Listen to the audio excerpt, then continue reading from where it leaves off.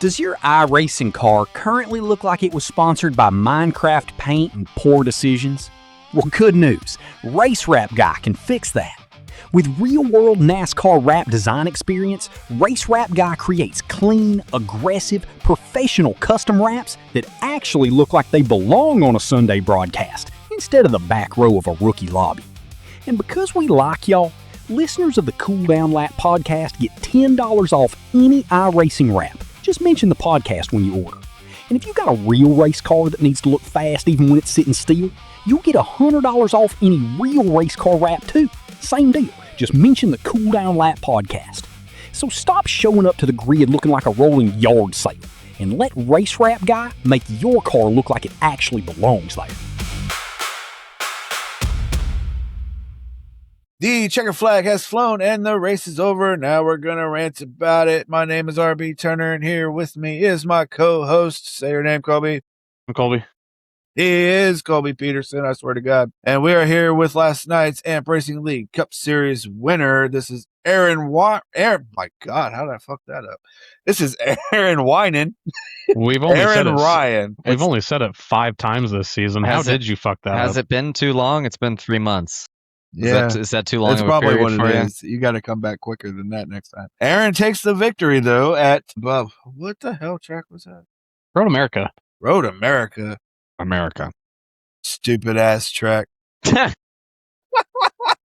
It's it's an American track before the 4th of July. It has America in the name. Hey, it worked That out. checked out. You guys totally did that on purpose, too. I would have rather know it. ran the circuit No, we did of not. Americas. I didn't realize that until while I was making the paint scheme, and I was like, "Oh shit, 4th of July is this weekend." I was like, "That worked out perfectly." Atlanta It's all Motor the luck Speedway of the doesn't draw, have the man. same ring to it as Road America before 4th of July. That tracks. I guess. We could have done. It could have been the Road America 250, and that would have been ours.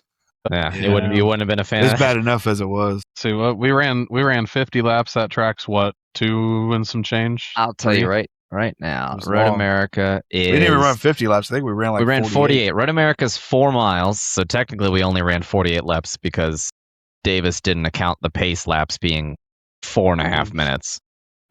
So 4.048 times 48. So we ran 215 miles. Oh, We're close. We're close to 250. Well, Only shit, would we have been. might as well just fucking done it then. That's what I'm saying.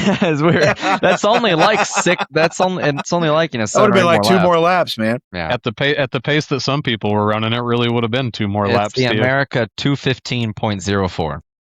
Love that. No, it was actually like really fun, I thought, right? And then, but there was like a couple of corners that I think one of them even caught you out for a second, Aaron. Like that Canada corner is kind of a bitch.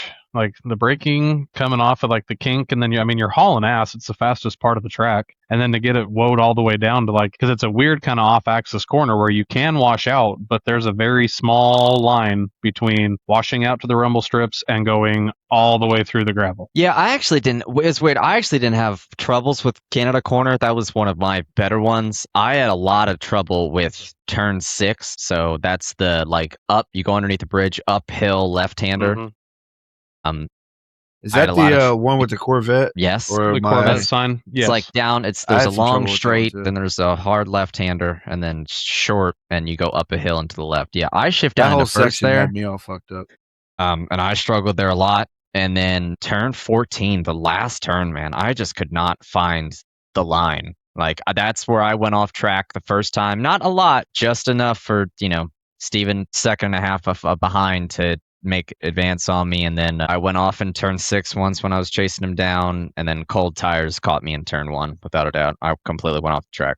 But I didn't spin at all. I never spun. I just went off track and saved it. So I didn't lose a ton of time. Turn 8 obliterated Steven. And then turn 12 also obliterated Steven. He went on. I mean, he saved it in 12, but turn 8, he spun pretty bad with that bump. It's a challenging one. That's for sure. It was a challenge. I am somewhat happy with myself because I didn't hit anything. So I had a lot of off tracks. I had 22 of those. I still think it's easier than Daytona Road Course.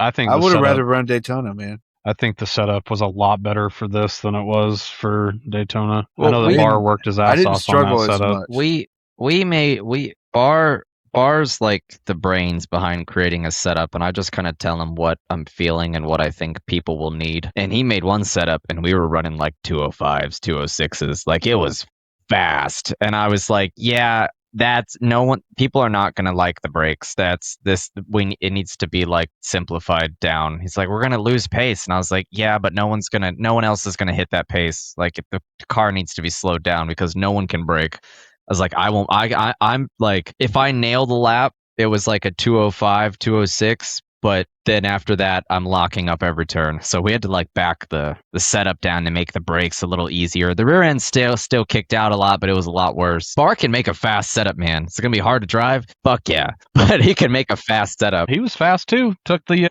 bonus point away from you right there towards the end. I don't know how the fuck he ran that lap under old tires. I was pissed. I was like, what the fuck, dude? That's the fastest lap I've seen you run on this setup, and you're on old tires. Right. He probably had a draft coming to the start finish line or some shit. I mean, like he ran. Steven ran like a 2081, and then Bar ran like a 2079 or something. And then that was right after I came out of pits and I had fresh tires. And I was like, whatever, I'll go for it. I have a 12-second lead on Zook. I'll go for it. And I ran a 2078. And then a few laps later, I just hear, yes! It's like, what? And then it's just like, P4 has just set the fastest lap. I was like, what the fuck? It's like, how did you improve? I'd love to be a fly on the wall in the AR audio voice chat some races. Most of the time it's Davis telling me to pull it together, calm down. It's going to be fine. Yeah, I can see how that would be the case, you know. Bar and I are just yelling, get the fuck out of the way. Just like most of the time. I mean, it's a lot of focusing on the road courses. Davis actually told us to shut up the last lap. When he was trying to concentrate. We didn't realize he was battling. I didn't realize he was battling anybody. And I mean, we laid out the whole lap. We weren't talking when he messed up. But yeah, he actually told us to. He was like, quiet in the chat, please. It's like, okay. I looked at the track map. And I was like, oh, shit. Okay. Yeah. All right. Shut up, Bart. Oh, yes, Dad. Yes, Dad. I needed that concentration when nobody was around me. Oh, it was fun. I mean, you know, everybody had their opinions about it, but I enjoyed it for the part that I got to enjoy anyway. You know, like felt like I was going pretty quick. You were going to have a top 10 night. That kind of really sucks. I scored stage points for the first time since the Daytona at the beginning of the season. You had good pace. I noticed your pace in practice because it was quite a while where a lot of fast guys had put laps down. And I was like, I can still see Colby in the top 7. Yeah. I was like, all right. Yeah, I was. So I logged in and like I knew it was early and I was like, let's just see what I can get. So I went and like that. I think I ran like a 2:11 4:30 or something like that, and that's the fastest lap I've ever ran on that track. And that was even when I was doing my own test sessions and doing those laps on the cooler track. But I knew if I could just run like 2:13s, 2:13.5 consistently, because there was a lot of dudes that could run a 2:11, a 2:10 once, you know, and then their tires would be hot and they'd spin out. It's the nature of that track and the way that the temperature of the track was going. And it's also a struggle with all the marbles. I mean, it was pretty bad there for a little while. Yeah. Dude, there was gravel on the track before we took the green flag. Like, it was awful. I don't know who we have to thank for that, but yeah, who knows? Weird. RB had a moment right in front of me. It wasn't right in front of me. He was safely ahead, but it was like far enough for me to just watch. Like we're in like the carousel, and I'm just like turning. I'm not gaining any time because it's hard to gain time in that spot. And I'm not pushing to go to the outside line to gain momentum because there's so many fucking marbles. The whole outside lane is just coated in marbles. And I see him, and I just see like a little wiggle, and then he just like turns left straight into the wall. And I was like, oh, all right, there goes RB. It's like. It was literally one of those moments where I was like, he's so far ahead, I'm like not worried about like hitting him or anything. It was just like RB crashed. I still have I have no idea what would have caused that. Because I mean, I'm just running and I'm like this the whole time. You know, I was hyper trying to focus, and then all of a sudden it's just. You might have got. And that was it. From my perspective, your rear's kicked out like a foot. And it looked like you tried to correct it a tiny bit, and then your rears immediately caught grip upon you correcting it, which just caused the car to turn to the left. It was like when I lost it at North Wilkesboro, right? Like I'm going into turn 1, my rears lose it, and I'm overturning just a tiny bit. I try to overcorrect, and I just go straight up into the wall. Yeah, Kyle Larson did. Well, I Road America. Yeah. well, I like that. It's Yeah, I mean, was of horrible. all the road courses we run, that one was forgiving because there was so much runoff area. Like the running of the fastest line though was difficult. Like Monza, you could do a little bit of leeway with the racing line. You kind of get away with a little bit. This one you could not. The elevation changes. The fastest line was there. There was one fast line. There was not multiple. I mean, you could get a run off and try to pass someone, but the fastest line was on the edge of the track. And if you caught the grass, I mean, a lot of us caught the grass. I went into the grass four times. Same thing with Steven. And I mean, neither of us had any major damage. It was just I don't know. I thought Chicago was harder than that. And then I thought I hated the Daytona so much. Like I thought that was so much worse. I don't know. Everyone likes and dislikes tracks. Like I enjoyed Road America. I thought it was a lot of fun. I think for me personally, like I would have personally rather run Daytona just because I think the layout of the track I'm more familiar with, and I'm just not nearly as familiar with Road America, and that's my fault. But that's just how it is. I'm not even bitching about it. That's just the way it is. No, and I was just gonna agree with you. Like I get that. I'm the same thing. It's the same thing with me at the Daytona. Like that was the first time I've ever ran the NASCAR road course, like with the extra. Like I had no idea what to do there, and that's where I fucked up every single time because I didn't know the track, and which was my own fault. Yeah, I go into road courses with two main goals. The first goal, survive, finish the race. That's number one above anything else. That's what I want to do. Don't junk the car. Don't junk the car. Right. Number two, if I can, I'll get a top 10, which I just barely missed it last night. I got 11th, but that's okay because I finished the race. So to me, it was all right. But yeah, that's my main goal. I want to know the track well enough to where I'm competitive enough to get a top 10 and not kill myself doing it. But at the same time, I'm not necessarily trying to be a Steven or an Aaron or a Zook. I see a lot of stuff, and I don't really want to get into all that, but you're racing somebody, I don't even know where I'm going. There's battles all over the track. I said this week 2, week 3 when we had you on, Aaron, for the first or second time. The cool thing about AMP is there is racing from the front to the back, period. And that's one thing I enjoy about it. Was like, they're towards the end of the stage. Like, I think I had Case Beer like 7 seconds ahead of me and Davis 3 seconds behind me. And like with those types of distances in front and behind, there was a large portion of the second half of the stage where I didn't see another car. Like, and like I raced, behind Dove for 3 laps because he was more than okay to move over and let Davis by. But as soon as I had a run on him, he was blocking and cutting over and doing all kinds of ignorant bullshit. But that's neither here nor there. He let me by, so I'll say thank you, Duff. He let me by twice. But yeah, going to battles in the track, there was one point where I came up on Hackett and Dove, and I caught him after like turn 6, and they were close to each other. Like they were fighting, and they were both nice enough to let me by because I was getting real worried because they were fucking racing. Especially going because they let me by going down that long straight on the back half of the track, and Dove took the opportunity to follow me in on the bottom and pass Clint, and then I don't really know what happened after that, but like there was racing. I mean, Davis and Pop were racing most of the race. I mean, I know Barr was racing people trying to make his way back to the front after having to take a shit at the stage. He was like, he was saying, he was like, I'm not gonna make it. It's like just wait. There's like one lap. Just wait. And the second he gets into the pits, he just gets up and runs off. He's like, I'll wear my headset. Tell me when I get back. And he came back in like 30 seconds. I was like, did you fucking wash your hands? I was like, that was fast as shit. Did you wipe your ass? I was like, did you even wipe your ass? Like, that was fast as shit. We're not even into turn 6 yet. You really had to go if it was that quick. Yeah, but like he had to fight back up to the field. I know, poor Darling. He was fighting with Zook for that whole first stage, and then something happened with his computer which caused him to lag out. I mean, there were battles, and it's like there's battles all throughout the field. And if you look at the playoff standings, it's like I was trying to make up for missing last race. Did I think I was going to win this race? No. I just wanted solid points. I wanted the bonus points. I wanted a lap lead point. I wanted the fastest lap point. I was trying to get it to where I could go into Atlanta and be comfortable and not stress over it. I pretty much go into every road course assuming Steven's going to win. That's a pretty good guess, really. He does win The a only lot. reason I have more wins than him in the road courses in AMP is just because He fucks up.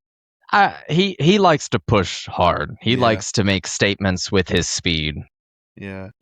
That and two of his wins have come from his computer. If anyone remembers the Roval last season, his computer shit in the bed with like 2 laps to go. I know. But yeah, it's like, Moquin and Zook are both +7. Davis are both +6. Davis is +7. There are Hackett, Roberge, and Daniels are all 1 point away from each other at the cut line. Like that's who they're going to be racing. And I'm only like 3 up. You're 3 up. Thank God for those 5 bonus points. I know. Attendance. I would be down. You'd be sitting 13th at -2 right now. That's why I had to make sure I reminded Aaron about those 5 points. I'm glad you Say, did I because I forgot all totally about that. forgot No, about I'm it. not. I am not going to let you forget about my bonus points. I'm glad you said it because I completely forgot that we did that. I was like, oh yeah, I knew there was a reason I was keeping track of races, of attendance. I knew there was a reason. You've probably been doing it like, I don't even know why I'm doing this, but I guess I'll just keep doing it. Half the time it's like that. It's like, why the fuck am I doing this? Yeah. But there's battles all throughout the field. I mean, Atlanta. I'm excited to go from a road course to Atlanta because it's not meant to be easy. You got New Hampshire, which is easy. a little more of a normal track compared to the other two, which is an odd thing to call New Hampshire. That is a really weird thing to say about that racetrack. Like the round of 16 is wild. I mean, the round of 8, Dover, Chicagoland, and WWT. I mean, those are a little more speedway racing, and then you got a lot more diversity going into the round of 8 with Miami, Glen, and a tri-oval at Phoenix. I like it going into Road America because it's exciting. Because I mean, Atlanta was. I mean, I sucked at Atlanta. I think I was last season. I wrecked out. I didn't even finish the fucking race, and it was a last lap pass for the win that helped Michael lock himself in the playoffs. Like last lap, last corner pass. So it's still anybody's game whether or not you did good at the Road America or not. It's like a super speedway, but it still has like you have to drive it. You can't just not like floor a Talladega. Yeah, it's not just stand on the gas and pay attention. But that draft is so powerful that Mhm. if you can control the car, you have a lot of speed. Easy. No, You're gonna be sliding all over the place. Emphasis as to why I wrecked out last year. It's not easy. I struggled. If you can control the car, I mean, I don't think anybody thought that the two people be fighting for a win last season were going to be Jordan and Bosworth, first and second, the last lap, and Michael was right on him. Got him arrow loose. He didn't even touch him, but he got just close enough where he took the downforce off of the rear of his car and got him loose. I mean, it's still anybody's game. It'll be interesting. It'll be exciting. I think it's going to be an intense race. That's for sure. I think people are will definitely be intense. Atlanta is going to be. I mean, every bit of a, kind of drive and survive, if you will. Dover is a race the track, not race other people type of racetrack. Chicagoland, I think, while it's not a cookie cutter mile and a half style, it's going to be, aero and tire saving. It's like a smaller version of Michigan. A lot of aero blocking is going to be going on there. Yeah. And then Worldwide Technology is weird because it races like turns 1 and 2 at Martinsville and turns 3 and 4 at Pocono. Like it's a itty bitty little 1 and 2, 3 and 4 is like kind of that big windy sweepy bullshit deal, and the fastest way to run turns 3 and 4 at Worldwide Technology is to kind of almost egg shape it, because if you stay too wide you'll never make it to the bottom to get the drive off you need, but if you try to wrap the bottom you're going to lose all your momentum. And so I think there will be passing opportunities, but I also think it opens yourself up for, left rear hooks, if you will. So, I mean, the round of 12 is going to be interesting in and of itself. The round of 8 is going to be ridiculous. I suck at Miami. Watkins Glen, with my newfound relative pace on road courses, I'm actually sort of excited, even though I know that Watkins Glen is a completely different animal than any of the road courses we've done this season. I call it the Daytona of road courses. It's fast. It's not horribly technical, but if you miss something, Watkins Glen's not as forgiving as Road America was. So Barr's going to be the man to beat at Watkins Glen. I don't know what is it with him in that road course. I don't understand. Like maybe he just knows that one. He's been racing it for just years and years and years and years. Like I don't know. Maybe that was his favorite road course in a set of quarter. But he's a fucking beast on that track. I will not have anywhere near the pace that he's gonna have. And WWT will be interesting. That's the first time. That's gonna be the first time Amp's gone to that track. It'll be good. I ran an NIS race there, and it was okay. Even being an official NIS race, it was a halfway decent race. So My only question with Worldwide Technology is the setup is going to be built for the old horsepower, and NASCAR hasn't raced there yet. Because Yeah, that's I was talking to Pop Yeah. yesterday. And it seems like the tracks that we have raced at that has an updated setup with the new horsepower and body style and everything, the cars seem to race okay. But when we go to tracks like this that NASCAR hasn't raced at with the new horsepower and all that stuff, generally the stock setup that existed previously is complete dog shit. Yeah, it's gonna be. that's an interesting point. Yeah. I didn't think about that. Oof. Well, I guess you'll find out. Well, I mean, I will- everybody's in the same boat. So I won't be there for that one. So y'all have fun. everybody's on the same boat. So whatever we're dealing with, we're all dealing with it. So at least there's that. For sure. I'm gonna have And- to have a really good Dover in Chicagoland because Let's make sure will, I'm this is sure. clear. I'm not fucking complaining about it. It was just a point. I didn't think about that. It is I a mean, good point. I'm curious if iRacing will hone in some of those or they'll just remove them because there used to be a Road America setup. It's not they removed it from the game. And there even used to be just a plain setup that just literally said road. That's what Right. we based the They don't have Monza. that on there anymore. They removed it because that's what we based the Monza setup off of last year.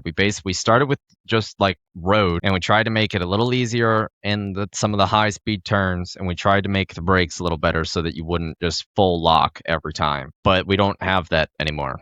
That's gone. And they're removing setups. So I'm curious if some of these tracks in the future things will continue to be removed. I'm sure they probably will, because if you remember when we were running the throwback series that Jason was putting on, sometimes he would have to switch the track because all of a sudden there's no setup in there. Yeah, I mean, and we won't not race tracks because there's no setup. We'll make them, or we'll pull from the official esports setups because they have a lot. I mean, it will be tested with all the admins. I mean, we'll setup or not. We'll that's not going to decide whether we race there or not. I mean, we've made setups for Monza, for Brazil, for Lucas Oil, for You guys made a setup for Canada last year. yeah, we made a setup for Canada. We made the Didn't setup. we base that one off of Coda? Because I remember running some think so. like test laps with you guys. I think so. Yeah. I think we used Coda for that one. Yeah, I think we based it off the Coda. Monza we pulled a little bit from the Coda setup as well, but yeah, But Coda has some of that fast turn, not as fast as Monza ended up being. Monza was a ton of fun. I was having a blast at Monza until I missed that, whatever that is, where you go down and then you go kind of around that little hump and then you make the left-hander to the last horseshoe before the start-finish line. yeah.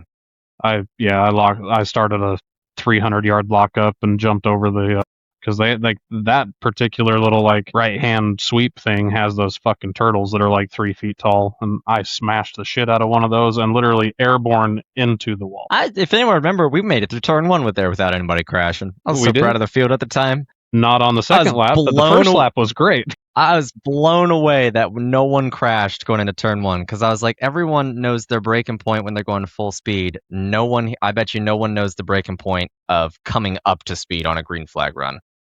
That's where No I kind one- of lost. no I one lost thinks time to last practice night. that. I lost time last night going into one on the start and the restart is where I really kind of like. I didn't realize that I could drive it in because like you said, nobody practiced it. I didn't. The only time I practiced anything coming up to speed going into turn one was coming off of pit road. And you hit the end of pit road, you shifted into second, you stood on it until right before the first cone, and then I got back on the brakes and was able to, depending on how hot the track was and if I had like cold tires, I could make turn one. But yeah, I didn't like, I'm coming into turn one in fourth gear on the restart and I'm like, nobody's stopping yet. And we are way past my brake marker. I think I'm just going to start slowing down now because I didn't like that. The restart after the stage, like if I would have sent Steven into the gravel in turn one, I would have not given myself the opportunity to have computer issues. I would have turned my shit off and went home. Like, because I don't race that way, and even if it was a mistake, I wouldn't have been able to focus. I would have been miserable the rest of the race.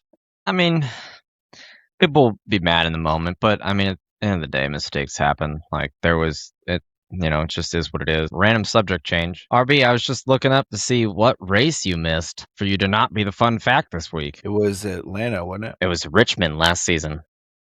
Richmond last season. Race number 4 of season 3 in last year's.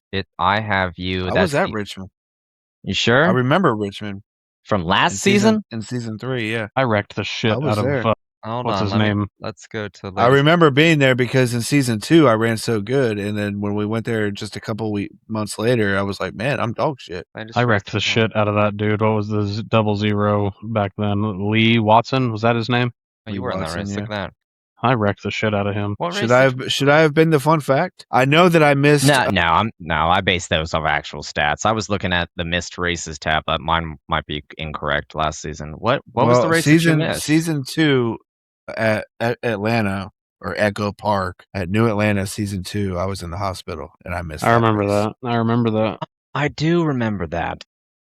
Yeah, that's the one race. Probably one of the all-time only great reasons to actually miss a race because you were. That's the only reason I would have missed that race.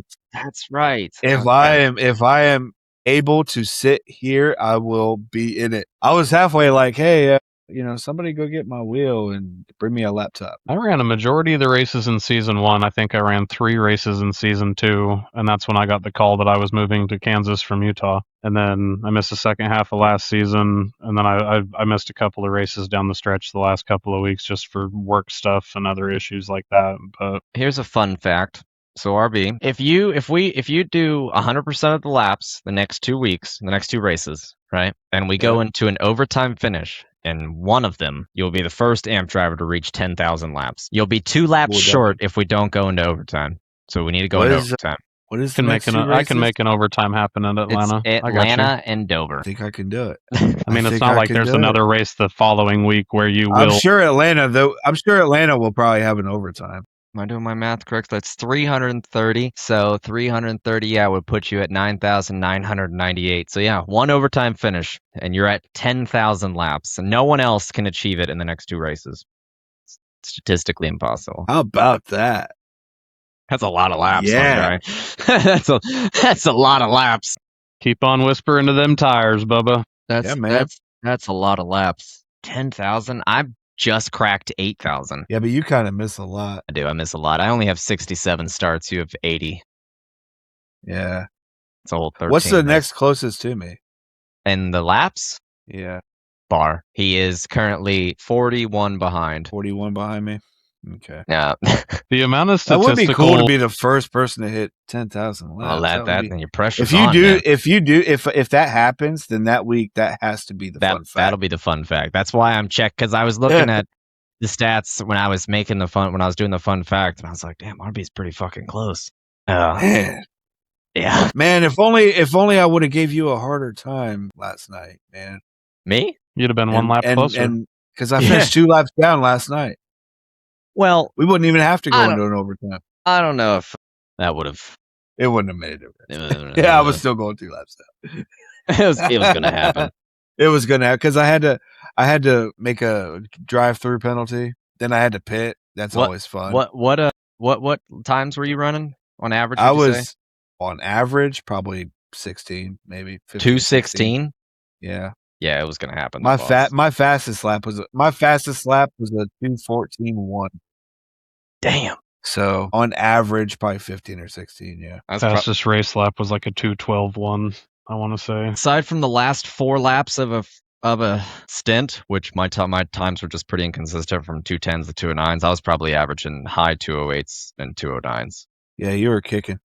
Well, Steven was up my ass the entire second fuel run. He literally half a second from me the entire 14 laps, and then I fucked up right coming out of the pits. But then he did. So and then he fucked up, and then I fucked up again. He fucked up harder than you did. His fuck ups were harder, and then he told me after that last time, he's like, "It's your turn, Aaron." I was like, "I'm not enjoying this game that we're playing. I remember that. With this at all. I remember that.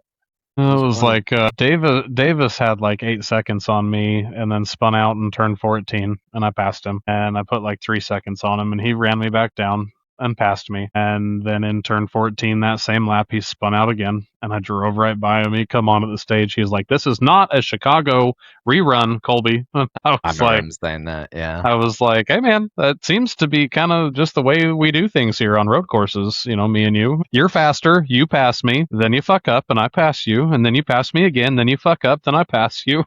I swear we did it 4 times at Chicago in season 2. So Colby, what you think you got a shot at the best of the rest?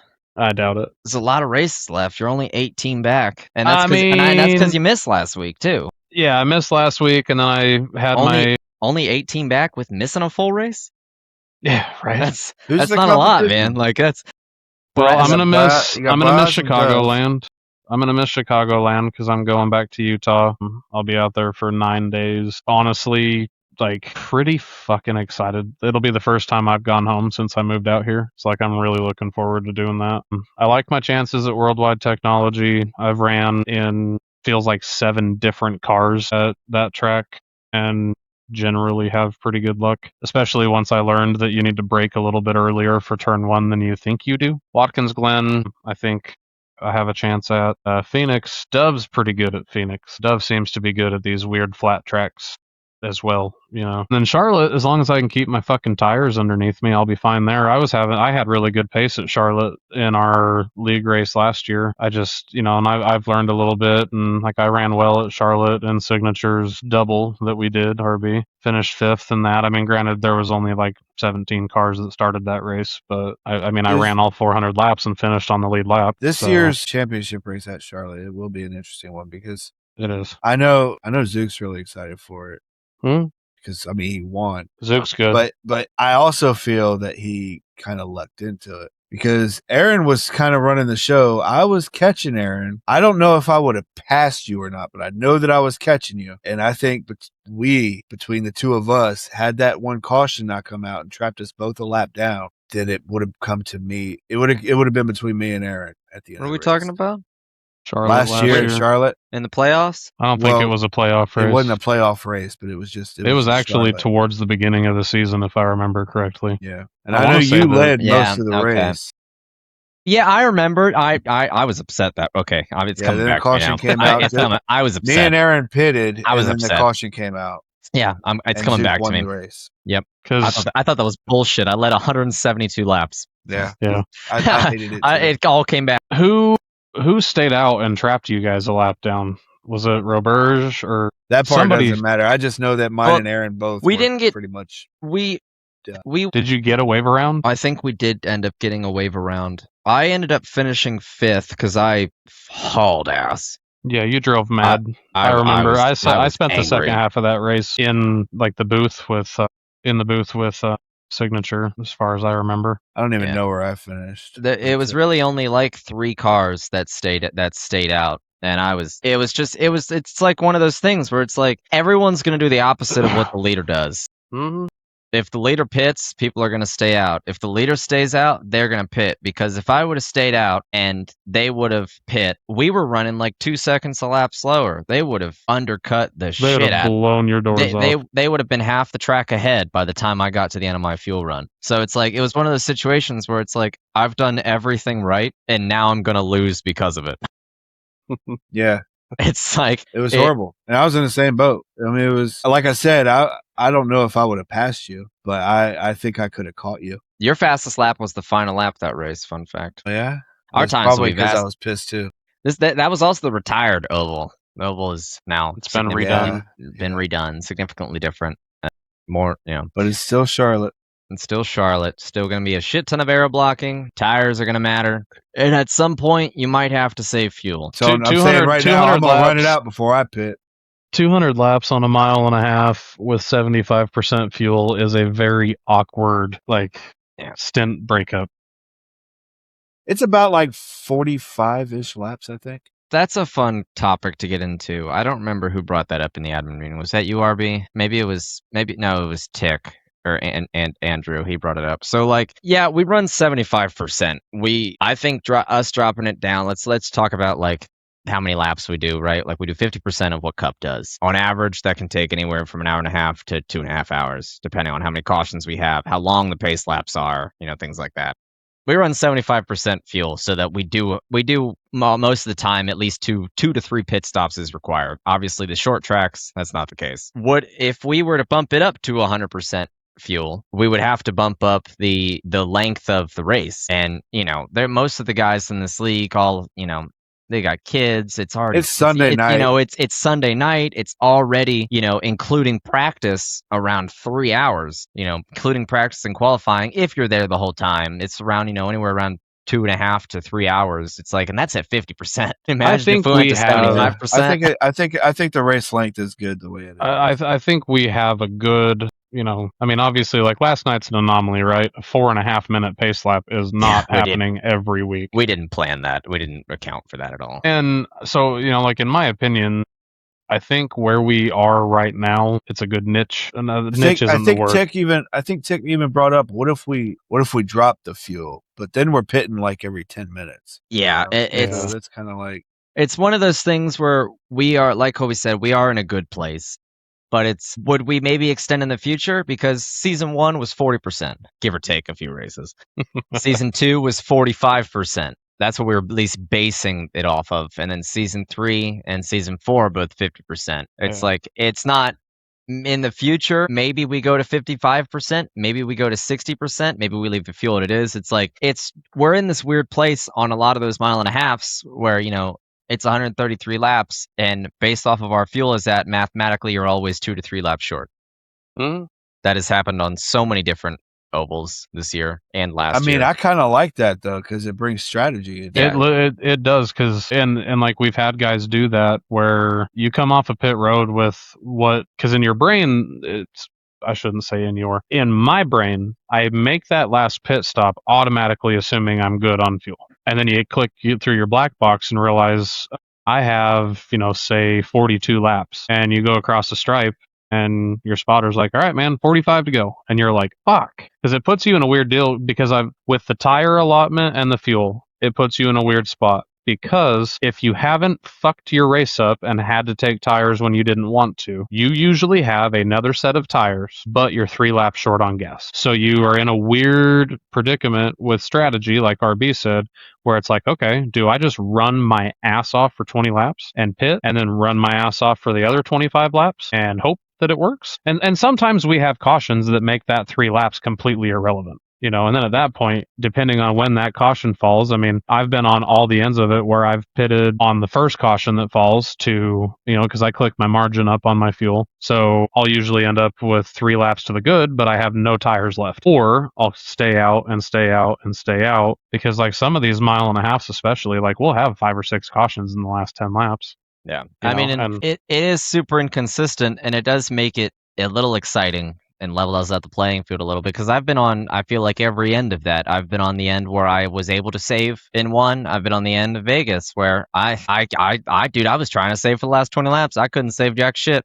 Maybe it was just that track. It just didn't work out for me. And I've been on the points like Charlotte, like we talked about earlier, where, it's like, do you pit? Do you not pit? We're not going to make it on fuel. We can't save it. And it's like, well, is the caution going to come out? Is the caution not come out? It's like, it does definitely, it throws a pretty strong curveball. And if we were to knock the gas down, you would completely lose the tire factor that would be involved. Like, the tires would not wear fast enough to where it would fucking matter. Yeah, everybody would just run their ass off. And guys like me would be, that's the only thing that going to 100% would, benefit me. Well, and that's also assuming if we were to up the tire, like, what if the gas goes down, but we don't add more tires? And it's like, now the saving's going to really fucking matter because you're running even longer laps. So it's, and then you have some people who pit, I'm taking tires, and you have this guy that doesn't. Yeah, you're just trying to find a good balance. Really throw some things in there. And we're just, we started off just kind of guessing, but it seems like some people are happy with it. I don't know. Some people want it to go a little longer. Some people are tired of the cautions, but I can't do anything about it. Some races you're going to have to end up saving fuel, and that's just how the cautions are going to play out. That's why every time there's a caution, I'm always clutching it 100%, even if I'm going to make it, just in case. Yeah. It's not only that, but you also have to account for green white checkers. sometimes. So There was one where I improved my situation by staying out, running long. I think it was Iowa. Like I started 18th and finished 16th or something. I can't remember. Anyhow, yeah. I do believe that we are in a good spot as far as the fuel versus the laps, because again, like you can, if you're going to save 3 laps on a green flag run, you're still going to have tires at the end just because of how much you're having to get out of the gas going into the corner, and then if you're smooth, easy throttle on the way out of the corner, I mean, it's worked for me and it's bit me in the ass. I mean, there's multiple different ways to look at that, but I don't know, man. I like where things are. I think that the 50% race distances allow for a little bit more of rhythm, which We do have long green flag runs, like so we do. There are points where it's like those who aren't in a rhythm it shows, and I think there's been a lot of races of short tracks and intermediate tracks where that is shown, and super speedways. I mean, we don't have there are the flukes. I think it was Daytona season 3 where we had just like I think we had like 12 cautions, and then there's super speedways where we have 4. yeah. I mean, Talladega season 2, 0 cautions. 0 cautions. at Talladega, Because Yeah, we didn't do stage breaks back then. Like the number was literally 0 cautions. yeah, and was that the most boring race I've ever won? Yes. Did I have fun? No. That was so boring. But like it just I don't know, you never know what you're gonna expect. Some of them are absolutely wreck filled, and that's why sometimes when people go into super speedways, they're like, I just want to take my time. I'm like, fuck that. Are you kidding me? I don't want to be stuck back here. My goal is to get to the front as soon as fucking possible and then chill. Like I mean I know that's everyone's argument though. It's where they're like, that people always try to fight to the front, and that's why the cautions happen. And it's like the cautions are gonna happen either way. I want to be ahead of the caution when it happens. I don't want to be behind it. it's a valid point. Really. So it's like, but it's like, it's like I might cause the caution. I mean, who knows? We're all trying to fight to the front. So it's like that's why we go 3 wide on lap 10, because it's like everyone knows there's going to be a caution. We just Well, that's wanna how I be in feel front of about. I was in a conversation with some people the other day, and they were talking about qualifying. Like, I don't qualify because I want to be in the back because it's safer back there. And I'm like, fuck that. I want to be ahead of the wreck. Yeah. And one dude was like, yeah, well, if I'm up there, then I might, cause it or whatever. I'm like, if I cause it, I'm sorry, but I want to be ahead of it when it happens. 100%. I mean, yeah. I don't know. I used to hit pit road on purpose. Aaron, you've probably seen it happen. Yeah. If I accidentally found myself in the top like 3 or 4, I'd just go down pit road, put gas in it. Like I wanted nothing to do with it because I was afraid of being that, like causing the caution. And when you wreck the guys in the top 5, they get way more mad than the guys in 25th. They're just going to go though. They're just going to be mad then, I've been plenty mad countless times when the race is over and I wake up the next day. I really don't give a shit about who wrecked me. Yeah. Like it's just I'm mad in the moment, and I've blown up on people over. I try to not do it on League chat, but I've blown up in our party chat before. I mean, people are going to be mad. It's just going to be is what it is. I mean, people were mad after Daytona this year. I don't think anyone's mad at Darling for that at all. I think people have completely forgot about it. So it's like you're racing, man. Sometimes you fucking crash. Yeah. Sometimes you crash, sometimes you don't. I mean, people are going to be Yeah. mad at the moment, but that's inevitable. Shit, I've been pissed at bar before. It happens. But yeah, going back to just a little bit more on topic this week. I did not expect to have that much pace compared to Steven. Maybe I got a little lucky considering of how comfortable he was of just being like statistically locked in, where all he had to do was really show up. I mean, he was 52 points going into the second race. Right. I told him when we were in the race shit, I was like, you have to somehow manage to achieve 4 points and you'll lock in. If you can just make 4 points, you're good. So if you can start the car, go around a lap, you've now locked yourself in. And I'm happy to do it. It's not the first time I've won a race when I've missed one in the round, and I've done it with an oval, and it's nice to do it on a road course. It's been a while since I've won. I've gotten second 4 times since my last win. It has been 3 months. That's a long time for me. Second gets frustrating after a while, doesn't it? Yeah, it definitely does. I got second, or maybe it was 3 times. Second at I don't know. I kind of count Las Vegas because I pitted on the final lap. Bristol, I got second. Martinsville, I got second. Daytona road course, I got second. Vegas, I led literally until the last lap, and I gave that win away myself. So it's like 4 opportunities for me to win the race, and I blew it. So it's nice. I'm sure a lot of people in the league are upset that I'm in victory lane, especially in the playoffs. But fuck, at least I can go into Atlanta and chill. I can do the same thing I did last season, where I don't give a shit if I wreck, because I'll probably wreck again because I suck at this fucking track. You know, sometimes it's good to be in that position. You know, you just, hey, I don't have to worry about nothing. If I didn't have to worry about nothing, that would be great. I know I have to survive, and that's my goal. Question. So obviously, all the regular season long, when you win, you get 5 playoff points because we're still on the old system, right? Or is it 3? Oh, so we do 3. Okay. We can do 5. I'd love to do 5. I mean, Me and I'm sure Aaron you had this fucking would. argument a couple weeks ago. I'm sure you would. Are you still getting extra playoff points for playoff wins? Yeah. I know that probably sounded absolutely fucking ridiculous to ask out loud, but yeah. Really, I mean, but some yeah, leagues no, do it. Some leagues don't. 100%. No, when you get playoff points, fuck yeah. I mean, right. Darlin went up from 13 to 16. I went up from 30 to 33. Like it's 100%, and that adds a little more emphasis to how much winning is going to help you. Yes, it's going to lock you into the next round, but the next round you're going to have more fucking points. And especially once we get into that, I mean, once we get into the round of 8, that shit's going to matter. Like it's not going to matter how decent of a race you had. You need to have great races. Well, I think it speaks volumes to like the playoff, or not the playoff, Jesus Christ, Colby, the All-Star race being worth something. I mean, because honest to God, I think if there was no reason to show up other than to show up due to the fragility of iRacing and attendance, I mean, if you say, hey, we're racing, show up, but it ain't worth shit, like nobody would race in the All-Star race. It'd just be another off weekend. I think making it worth something, not only for like fast people like you that generally lock yourself in beforehand, and now you have those extra 15 points to go after, but then like the flip side of it is like last year it carried Matt Allen the entire way through. He got into the Final Four. I mean, yeah, he also had solid finishes throughout the playoffs, but it's like he was, without that win, I remember there was one round specifically where he would have been eliminated. Yeah. 100%.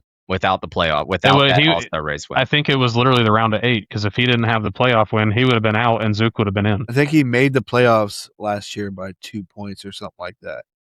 Was it that close? So it was pretty close. So yeah, without that All-Star win, there's no way he'd have made it. And I mean, but it worked out because he went and finished second in the last race. So I mean, kudos to him. I mean, yeah, no, he stepped up, and you know, it takes a little bit of weight off of Steven's back. That All-Star race was boring as fuck, and the layout of the All-Star race will be changing in the future. Promise you that. But it gives a little bit of meaning to it, to where you can advance. Not all the guys in the front, like me, Steven, Zook, Bart, we're not guaranteed to win. Matt, like you said, brought himself through the Final Four because of that. Roberge locked himself into a chance to racing at the All-Star race in the Clash. So there is meaning. We don't have any races that don't have any meaning. I mean, I didn't think I was going to win any races in the playoffs because my form had just significantly decreased second half of the season, and I didn't think that I just didn't think it was going to happen. So I was focusing on the regular season championship just to say that I got that. So like every single one of those races were fucking important to me. Like I was going into it being like, okay, I'm 12 up, you know, Steven. Okay, so Sabar's 12 points behind me. So I need to prioritize finishing ahead of him in the stage, and then I can be close to him, you know, during a round. But I'm in my head during as the races are going on. I'm like, okay, he just got a bonus point. All right, so that's one less here. I finished two positions ahead of him. Like, yeah, every race matters. But yeah, I don't know. The All-Star race will change next season, that's for sure. But I'm excited for the best of the rest. I think it'll be close. I mean, there's theoretically 5 guys right now that you're really going to be battling for, and I mean, we do send out trophies. We don't just make you a little fucking AI graphic that some leagues do. There are actual trophies that we purchase and send it to you, whether or not you want it. I mean, you could throw it in the trash. I don't give a shit, but that's what we do. So, I mean, that's pretty exciting. I mean, it's something that you can say. You're like, I didn't make the playoffs. I may have not had the best regular season, but I did better than all these other motherfuckers that didn't make the playoffs.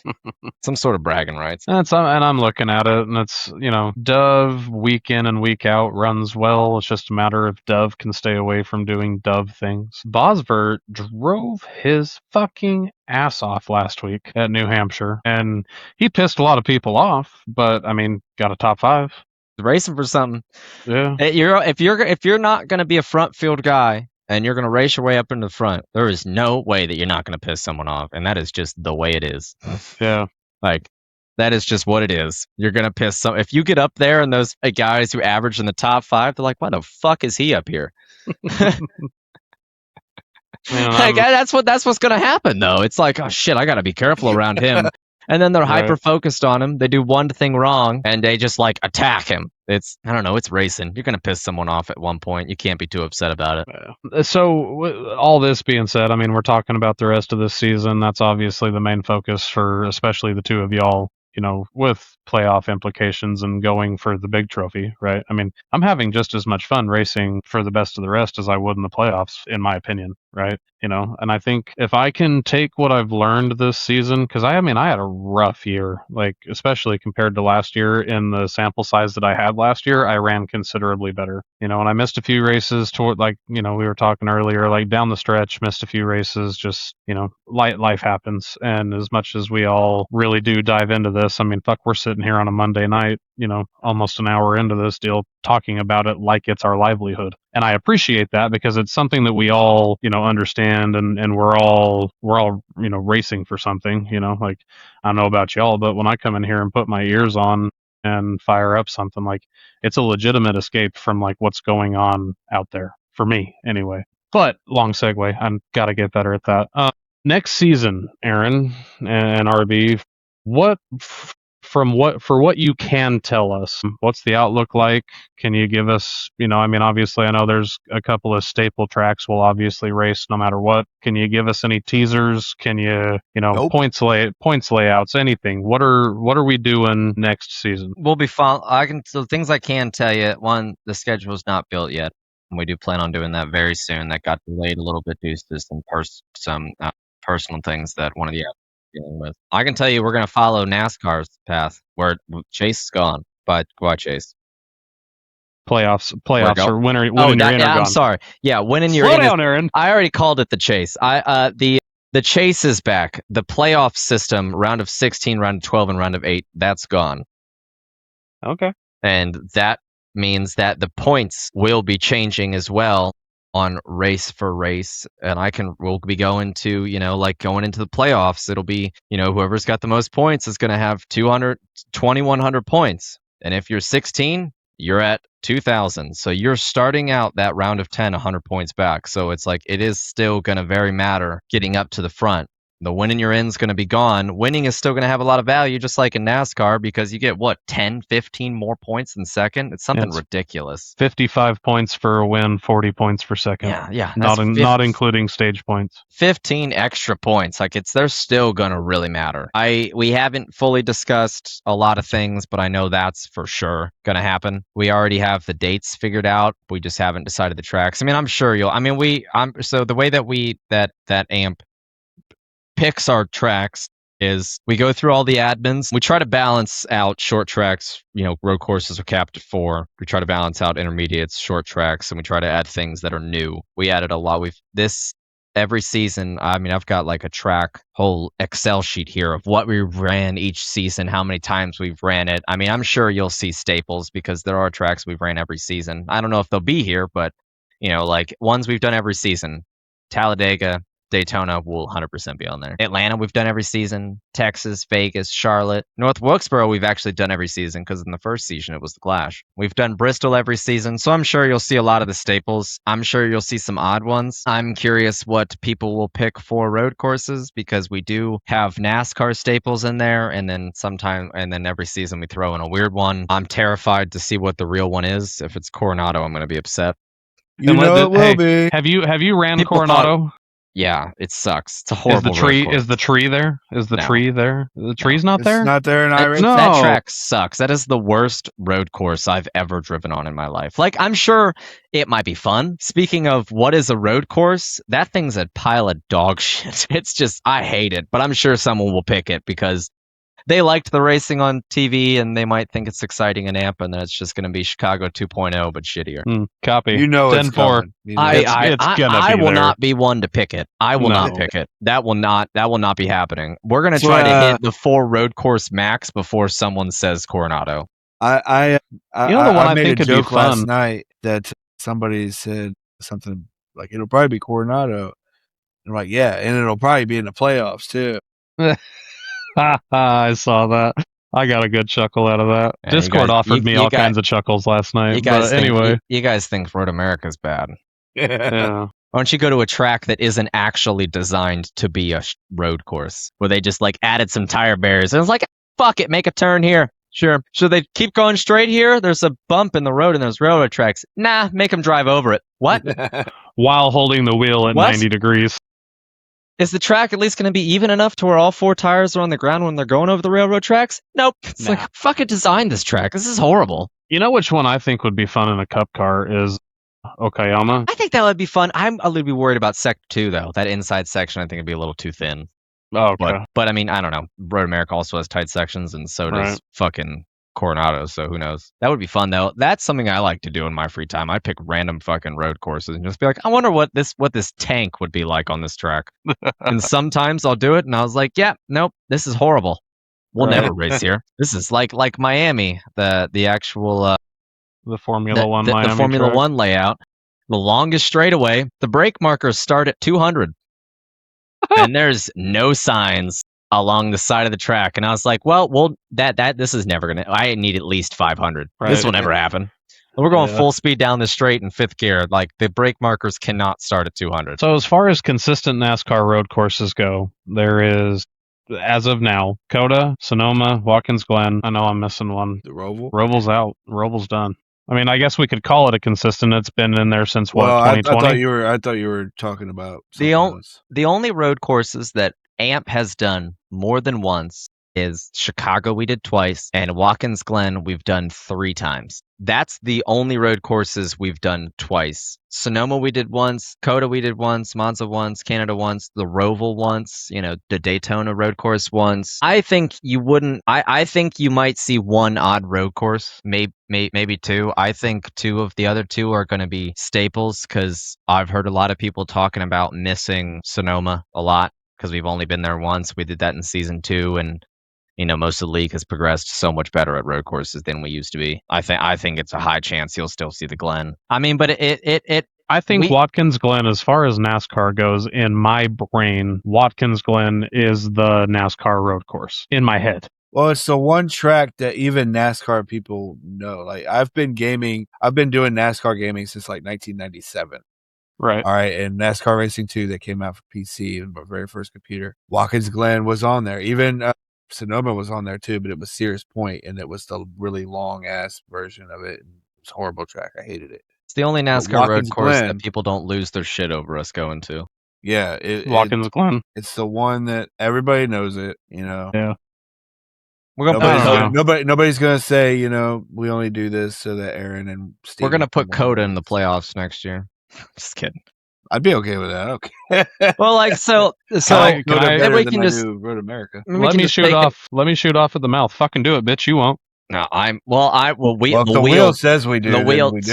So the admins pick the tracks. As a group, everyone picks an even amount of tracks. We put all the tracks on a wheel. We decide the staples. Like Yeah. Daytona is obviously number 1. The All-Star race is decided. The Clash is decided. The championship race is decided. That does not go on a fucking wheel. That is the admins trying to think of what will have the best racing. We got it wrong last year because we thought Vegas would have way better racing. No one could pass anybody. The championship would be decided. The rest of the schedule, we throw all the tracks onto a wheel and we just go one by one. And sometimes we do have to rearrange a little bit if it's 3 super speedways in a row. Or I think one point last year we had 3 road courses literally back to back, and we're like, okay, well that's gonna have to fucking change. Right. Like we're not like we do balance it out a little bit, but the 90% of the order of the schedule is based off of the fucking wheel, and that's how we like it. It levels it out. It's no one's sitting there going, okay, well I'm gonna go into this round and I'm good at this track and I'm bad at this one, but I'm good at that one, so I'll make it to the next round. That doesn't fucking exist. That's an excuse. No Right. one is doing that. We are trying to balance things out for the field to where if there is a road course in the playoffs, at least there's a track where everybody's got a fucking shot. Well, And like, that's Atlanta. I mean, and we talked about this a little bit on one of our episodes where, I mean, there is no way in hell that you would not leave it to chance and have Bristol, Pocono, Vegas, Milwaukee, Talladega. That is not a fucking straight line of racetracks to go to. Like, there's no way that it would. Yeah, no, that's Like, I mean, like you throw Nashville Fairgrounds in there and you're like, that's a weird one. And then let's go straight to Bristol. which another short track, yes, world of difference in a short track, obviously, as well. But, Bristol, Pocono, Vegas, Milwaukee, Talladega, and then Martinsville after Memorial Day, because why the fuck not? Like, Hey, you got a bye week from taking a breath after Dega, right? Because Dega was so horrible, and then you go straight into Martinsville. That's also going to be horrible. And then you got a common thing. And then you got another bye. And then you got another bye week, and they're like, "Guess what? We're going back to Daytona, but it's not the super speedway. You're at the road course." Well, that used to be a common thing in NASCAR. I remember them going, we went from the biggest and the fastest track to the smallest and the slowest. The Talladega to Martinsville. Back in the 90s. I like how it's different every season. I mean, I don't know. Things bring challenges. Like it's a challenge. It's like the beginning. Looking at when the schedule came out, and I really started to analyze it for myself. I was like, all right, the first half of the season, like I'm really strong at a lot of these tracks. And then once we got to the All-Star race, and I'm like, fuck, I'm gonna struggle. It's like Pocono, Milwaukee Mile, like Martinsville. I'm gonna do horrible at all those tracks. Like it's analyzing as the season goes. I like how it's random and how we do it. I mean, I do too. It changes it up. Like we've got so many different tracks that we've ran. We still have a lot of short tracks we've only ran once. Bristol Dirt Bristol, Lucas Oil, Nashville Fairgrounds, WWT will do once. Yeah, I like it. I don't really care if anybody else likes them. But I really think that like there has to be obvious staples to a schedule, because a majority of us are just NASCAR fans to begin with, right? So like we want to race at Daytona, and frankly, we want it to be the first race of the year, in my opinion. That'll always be the thing. Davis will never not let that happen. And I agree with him on it. I think that you want to go find out who's new this season, put them on your bumper or in front of your bumper at Daytona, and you'll find out who's going places and maybe who's uncomfortable at drafting tracks and so on and so forth. But I mean, and even like, you look like, like I was saying, Bristol, Pocono, Vegas, Milwaukee, Talladega, like look at Daytona, North Wilkesboro, Kansas, and then we're going to go drive a Formula One track because we fucking can. That's why. Like, well, the only Formula One tracks that we've ran. So let's think about it. Interlagos, that was me. You can be upset with me about it. I picked that one. I picked it because I watched the eNASCAR series and I watched them race there. And I thought it was super entertaining. I thought it was really cool. There was a lot of racing going on. I don't remember if that happened to us because I was so hyper-focused on trying to catch Steven the whole time. But I thought it would be entertaining, so I thought we'd give it a shot. And we'd done Monza so many times in fun races where they're like, fuck, this would be pretty wild with an actual race that like people are serious. I really liked Monza. Some people hated it, some people loved it. I mean, I don't. It's what it is, but it's that. And then Code is an F1 track. NASCAR goes there. It's what you define as the Formula One track is just a more established track. It's not a street course where we're driving over railroads. I do like the shortened COTA that NASCAR went to. Mm-hmm. I do like. I'd say I prefer it that way over like the full track, if you will. But I don't know, man. Bottom line, first of all, I'm not an admin. I just drive. Second of all, like you look at this and like, sure. I mean, let's talk about it. Cookie Cutter, Texas, Vegas, Charlotte. I mean, I'm sure all of those will be there. Some of us love racing those intermediate tracks. Like you'll have a lot of the staples. The staples might rotate a little bit. Like maybe Chicagoland won't be this year, but Kentucky might come back. Like you're gonna have a lot of those staple intermediates. We're the ones where we try to shake it out into something new, just because you're kind of limited on the intermediate tracks.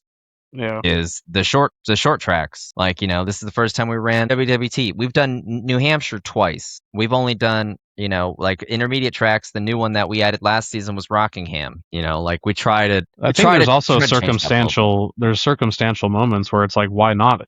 Like Rockingham only came on the service last year, and like there's a lot of buzz around it. So it was like, why not race Rockingham? That kind of stuff. Circumstantially, it makes sense. And like we were talking about earlier, like I think that's just why Coronado ends up on the schedule anyway. Is I mean, honestly, because there's buzz. I agreed with Aaron 99% of the way over the course of last weekend. The truck race was absolutely atrocious. The Xfinity race was a fucking disaster. The Cup race was, I think, entertaining as a stretch. It was chaotic. it was on, you know. I mean, the headlines wrote themselves. I mean, Austin Hill wrecks everybody. What's new? Fucking Yeah, Corey Heim. two rookies on the front row, SVG behind him. I was like, oh well, they're gonna fucking crash. Yeah. There's no way they're not I gonna mean, crash. Corey Heim wrecks Carson Hocevar. Like, that's fucking comedy gold, in my opinion. You know, I mean, yeah, the rookie wins the race.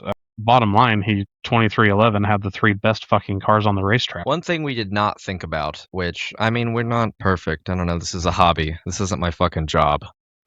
Even though I do enough of it to seem like it's my job, we're not perfect. We make mistakes. Just like how in Road America, the session wasn't long enough.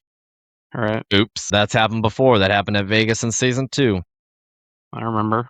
And one thing we didn't think about was the physical length of the tracks. Of the last 3 weeks, we have done, like, lengthwise, the 2 longest tracks ever in AMP. That is Road America, which is 4.04 miles, and the Daytona Road Course, which is 3.61. We didn't totally think about that. Going from, Daytona to a flat track or just a long track to a flat track to another long track. We didn't totally plan that out, and maybe we'll take a little more thought into that. But I like some ideas personally whenever we do our admin meeting that I will eventually bring up. So yeah, I'm but excited. I mean, to be fair, road courses largely have always just been 50 laps. Yeah. It doesn't matter what road course it is, and Road America is a 2 minute, and let's call it an average of 2 minutes and 11 seconds between the fastest guys and some of the slower guys, and that might even be a little bit high on the average. But like the Daytona lap times were round about 2 minutes, minute 55. That's pretty close. But like we're gonna go to Watkins Glen where lap times are minute 112, minute 12, minute fast, 14. Fast ones 110. Yeah. I mean, like Watkins Glen's gonna fly by compared to Road America and Daytona. Yeah, and I mean, we used to go back and forth a little bit. Like first season 1, Watkins Glen was 40. Season 2, it was 60. Sonoma was 160. Coda was 40, and it's just like we just thought it was just better to keep it at 50. Just it's more a little bit more consistency. Yes, it's going to take a little longer, but that's what we thought was best, to have consistency over spending hours and hours to guess what's the perfect time length. Like we all have got fucking jobs. I don't have a ton of time to figure out what's the perfect lap count for every track in this season. No, but it's like you're aware that a 400-mile NASCAR race is 267 laps. That's an easy math equation to do. Yeah. But like, I mean, at Coronado, they did 70-something laps, but they were 2 minute and 19-second laps, And I mean, I don't know. I'm looking at this, and it's like if I put myself into the chair of an admin when you guys are sitting down at the beginning of season 4. Obviously, this is armchair quarterbacking it, but it's like maybe move the Daytona Road Course to week 14 and make Talladega the cutoff for the regular season. Well, that was some conversation as well last season. We thought it would be the way the wheel played it out is it put Daytona at the end. Zook, Davis, and I thought it was a cool, unplanned thing to begin the regular season and end it at Daytona. And I agree with that 100%. Some people were like, "You're ending it at a road course? That's boring. That's not exciting at all." And it's like, well, every season's different. And that RB was like me, motherfucker. That was something that was not planned, that the wheel decided, and we were like, that's actually pretty cool. We've never ended and started the season at the same track. So that was about it. I didn't like the road course at all, and I still thought that was kind of cool. I hated that fucking track. I thought it's a horrible layout. I just didn't like it at all. I don't even like it when we do 24 hours. I just think it's not fun. But you can guarantee it won't be there next season because every season's different. So if you don't like the layout this season, just wait till next season. That's a fact, Jack. That's like when they say you don't like the weather, wait 5 minutes. You don't like the weather, don't go outside. I don't know. But I mean, it's different every season, and we do get things wrong. This is not a full-time job. So sometimes stuff's pretty cool, and sometimes we get halfway through the season, and we're like, that probably could have been changed. But let's also remember, this is the 4th season. Like, we're 2.5 years, and I say I feel a part of it. We're 2.5 years into this, really, when you think about it, right?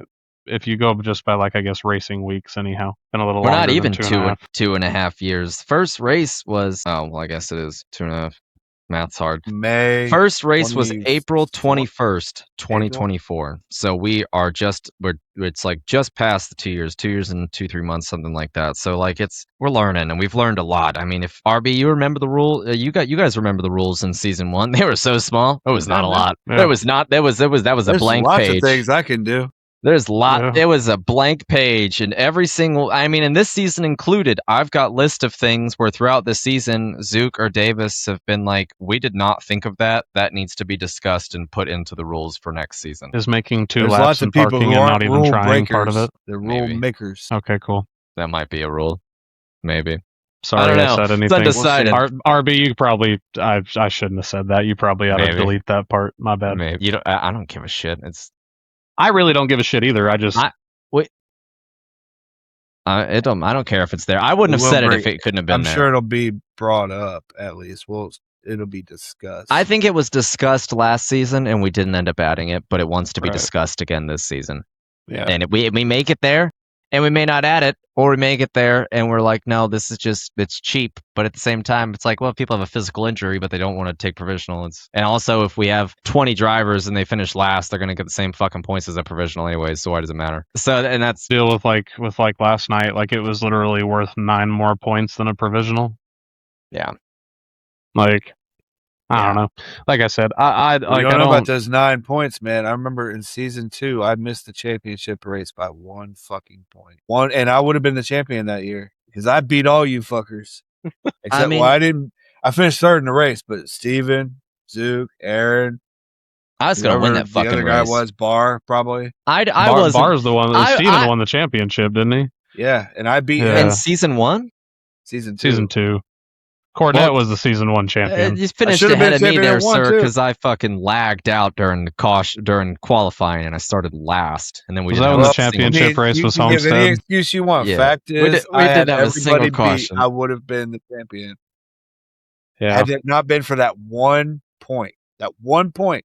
That's all it would have taken. Yeah, shit so matters. If you think that points don't matter, trust me, they do. I mean, we review the rules every time. I mean, we'll have a meeting about the schedule, and then we'll have a meeting about the rules. I mean, everything changes constantly. I mean, we're constantly adapting and updating things. We might get this season. We might review it, and we're like, we're happy with it. We don't want to add these extra things that we thought about. And I think at the bottom line, I think this season largely. I mean, I know that we had a fucking caution fest at North Wilkesboro, a caution fest at Kansas, a caution fest at Nashville. Richmond had a couple, but was significantly cleaner. But I do feel like, if I remember correctly, did you guys change the points before Richmond or after Richmond? After it was race 7. I don't remember what track that was, but Michigan.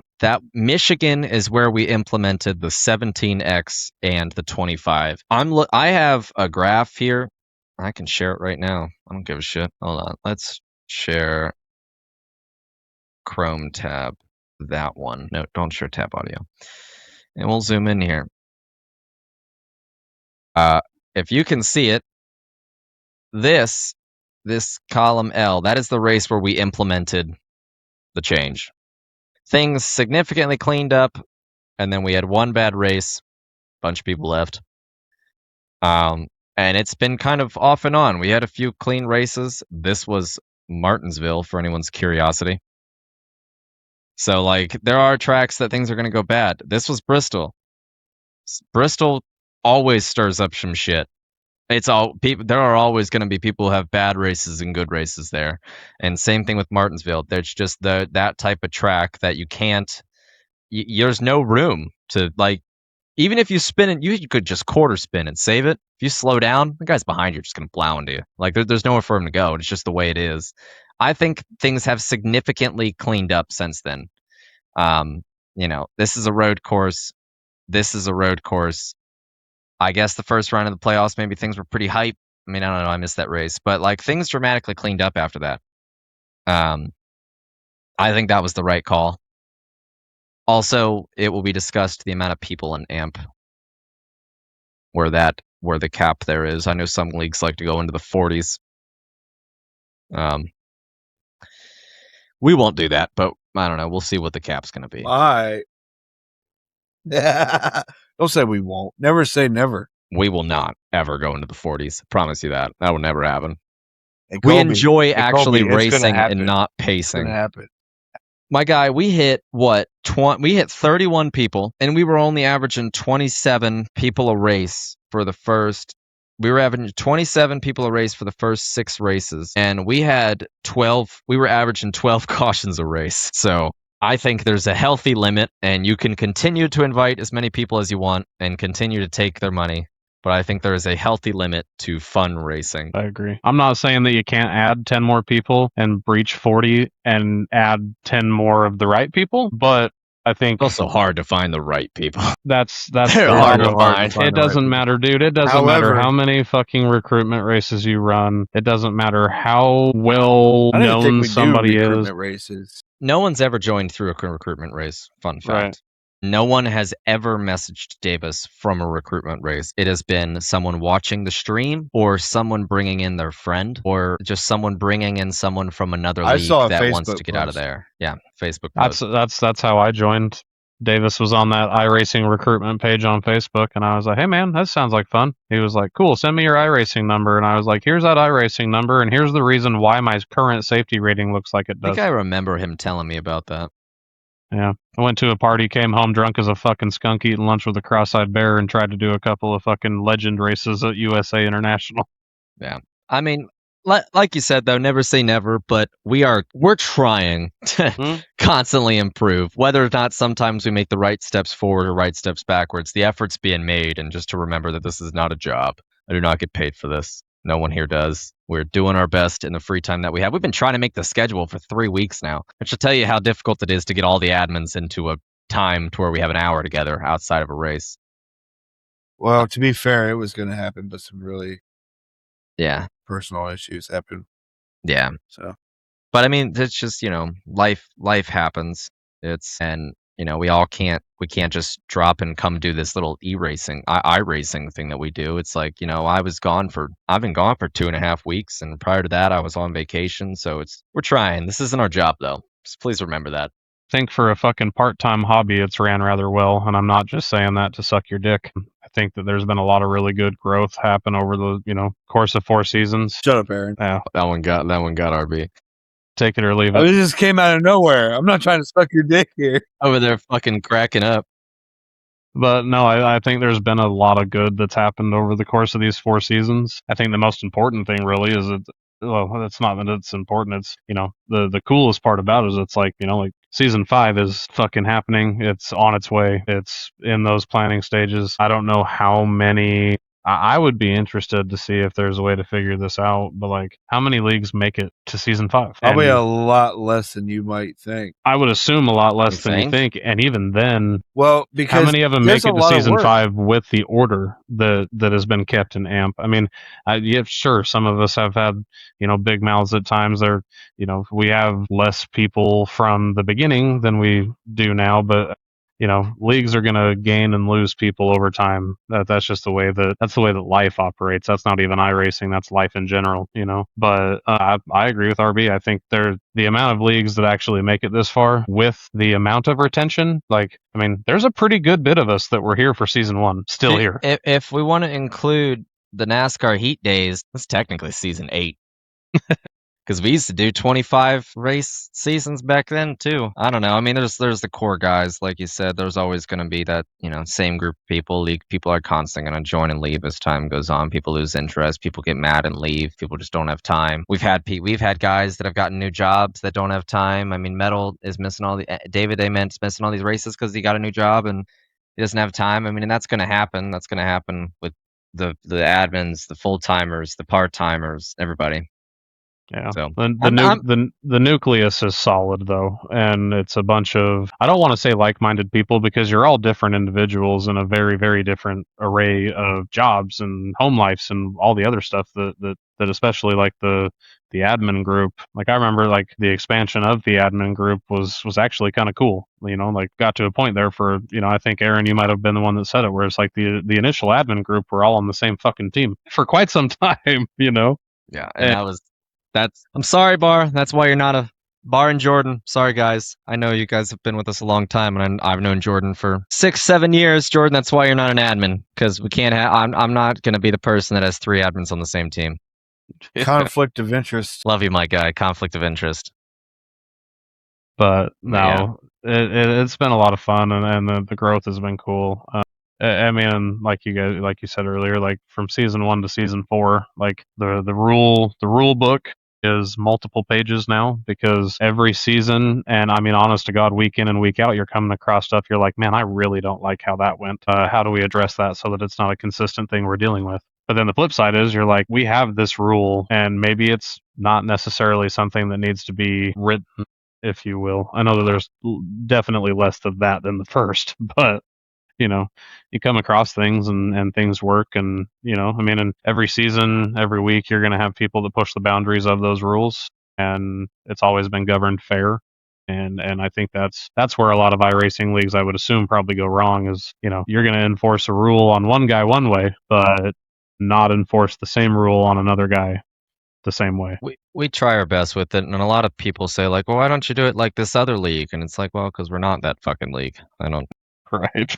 Like some leagues will do a claim or a request for something to be reviewed. We might do that in the future. We might not. I can tell you one thing we'll never do is we'll never put it to a league vote like how some leagues do. I think that allows people to create favoritism. And if an admin's involved in something, I've said it in previous podcasts before, if an admin's involved in something, they're not even in the call when we're discussing it. Like they're not involved in any way, shape, or form in the decision of what happened because they were in there. There's been times where Jordan's been involved in something and I had already made my opinion on it during the race, and post race I didn't really say a word during the incident review because I was already biased towards the situation. We try. Yeah, nobody's perfect. Anyway, stay tuned, folks. Season 5 in the planning stages, but yeah, it'll be fun. No more winning, you're in. So yeah, show up. The points and the attendance. RB's a master of attendance. We've proven. The attendance and clean finish races. Yeah, I guess your bonus points are going away. Fuck that. We're gonna work a way to get that in there. If I'm losing my playoff points for winning races, you're getting 15 more fucking points. Shit, I guess that's something we need to talk. How many points are you getting? Like, I guess that's something we need to talk about in the admin meeting. Bonus playoff points? ? Yeah, good job, guys. I was like, shit. How is that going to be done if we have set points for each position? I guess we need to talk about that. Well, I mean, if you're gonna make those types of adjustments, I mean, I would assume that fastest lap and 0 X's and stuff like that would still be there. Well, yeah, I'm talking about bonus playoff points. Okay. Yeah, like you're obviously not. And then you also have like the All-Star race. So yeah, so it's like that's we're gonna have to figure all. We'll figure it out. It'll be fine. It'll be fine. It'll be fine. It'll be fine. It'll be entertaining. Tune in. Well, ladies and gentlemen, for the 6th time this season, Aaron Ryan, why don't you start your shout-outs, brother? Thank you guys for hosting this, and thanks for having me back again. It's a lot of fun every single time I do it. It's been a little while. It's been so long, I kind of forgot what to talk about. I picked it up, though, once I figured something out. I started rambling, and no one else was allowed to talk. Thank you for Race Wrap Guy for sponsoring this. It's a lot of work what Colby and RB do here, so they appreciate you a lot, and I appreciate you. I love listening to it. Even some weeks when I'm upset with the results, I'll normally put my AirPods in and walk around at work and listen to it. I think she's at work right now, but I want to thank Nicole for allowing me to race in the race that I won that got me here, because it was the only day off that we both had together, and I spent the whole day watching races. I spent the morning watching Formula One, the afternoon watching NASCAR, and the night racing NASCAR. So thank you, darling. That's about it. Shout out to my family. They let me do this all week, man. It starts Monday with this podcast. Depending on the racetrack, it's practice. Tuesday, Coach Creed's machine pitch baseball team. That's Wednesdays. Thursdays I play softball. Fridays I practice, Saturdays I practice and hang out, and then we race on Sundays and we start it all again. But definitely shout out to my family, appreciate them. Race Wrap Guy, Ryan Wendt as well for their support of the podcast. Amp Racing League, have a bunch of fun. Signature Esports, appreciate him and all the work that he puts in. Shout out to RB, he does all the hard stuff at Burgers, Black Creek Diesel. They've been with me this year. It's been a lot of fun. And with that being said, I'll shut her down and pass it over to RB. Thank you. That was a wrap. It was like 45 seconds. Told you, bud. I'm getting better. Record, man. Aaron messaged me and he's like, "You've got to work on that." I did after the last time I was here. I was like, my God, that was like fucking 10 minutes. All right, but it anyway, it was 4 minutes last week and 45 seconds today. I'd say I'm improving. Hell yeah. yeah, that's a lot better. But yeah, thank you for everybody listening. Thank you, Colby, for doing this with me. Thank you, Aaron, for showing up. Anybody who's interested in checking out our races, links will be in the description. Signature Esports. We race Sunday nights, 7:30 Eastern Standard Time. If you want a cool down lap merchandise, link will be in the description. Check out Race Rap Guy. His links will be in the description. I'm gonna get with Aaron. He's gonna send me a link to check out those fancy hats that he's got going on, and all the shirts and all the other cool. We got blankets too. They got blankets, racing socks, koozies. We got whiskey glasses, hats, fanny packs if you're into fannies, mugs. We even got shirts that say, what your mood is whenever you win or whenever you lose. Whichever one you would like to buy is up to you. Yeah. So that link will be in the description as well. So make sure you check it out. And we'll see you all, in 2 weeks? Right? There's no race next week. Dose weeks. 2 weeks. 2 weeks, Atlanta Motor Speedway. Gonna be hot. Track temperature's going to be 145. Fuck Woo. off. All right. See you in 2 weeks. Does your iRacing car currently look like it was sponsored by Minecraft paint and poor decisions? Well, good news. Race Wrap Guy can fix that. With real-world NASCAR wrap design experience, Race Wrap Guy creates clean, aggressive, professional custom wraps that actually look like they belong on a Sunday broadcast instead of the back row of a rookie lobby. And because we like y'all, listeners of the Cool Down Lap podcast get $10 off any iRacing wrap. Just mention the podcast when you order. And if you've got a real race car that needs to look fast even when it's sitting still, you'll get $100 off any real race car wrap too. Same deal. Just mention the Cool Down Lap podcast. So stop showing up to the grid looking like a rolling yard sale and let Race Wrap Guy make your car look like it actually belongs there.